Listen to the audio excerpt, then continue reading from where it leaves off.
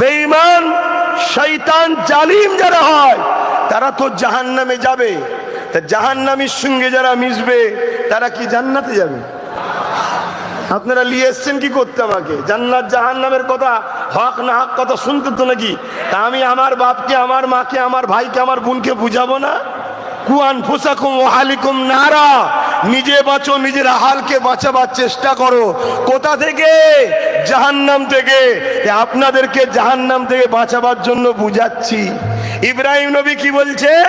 আল্লাহর খুশির জন্য একবার নয়, 1000 বার যদি পড়তে হয় আল্লাহর খুশির জন্য পড়ব। আর মুনাফিক মুসলমান কি বলছে?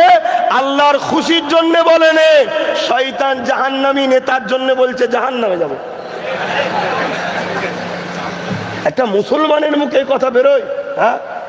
আর ওই বেঈমানি আবার বলছে মসজিদ মাদ্রাসা কবরস্থানের জন্য নাকি এখানে কথা বলা যাবে না।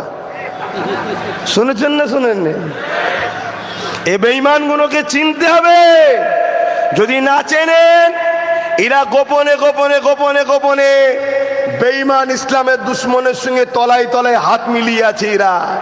এরা শুধু সময়ের অপেক্ষা। লাভ মেরে দেখবেন, বলবে ইসলাম ছেড়ে দিলাম। এখন এই মুনাফিক মুসলমানদের দ্বারা আমাদেরকে কন্ট্রোল করা হচ্ছে। কন্ট্রোল।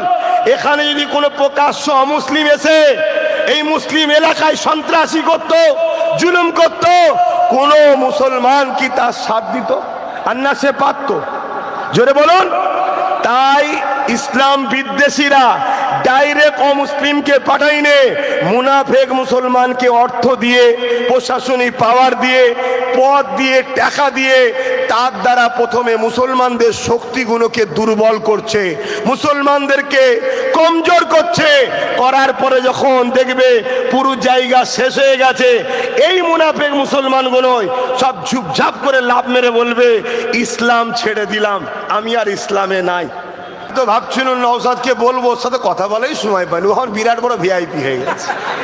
আজকে নাকি শুনছি তোমাদের এলাকায় এসছে। কোথায় আছে? হ্যাঁ, ও যে আমার কথা বলার সময় হয়নি। ও কখন ঢোকে আর আমি কখন বেরোই ও জানে না, আমিও জানি না।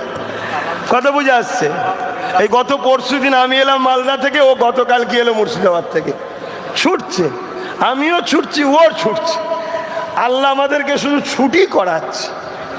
কথা বুঝে আসছে না? নাই তো সেই জায়গায় আমি ওকে ভাবছিলাম বলবো যে ভাঙরে একটা আমি প্রোগ্রাম করবো, রে তোর আপত্তি নেই তো?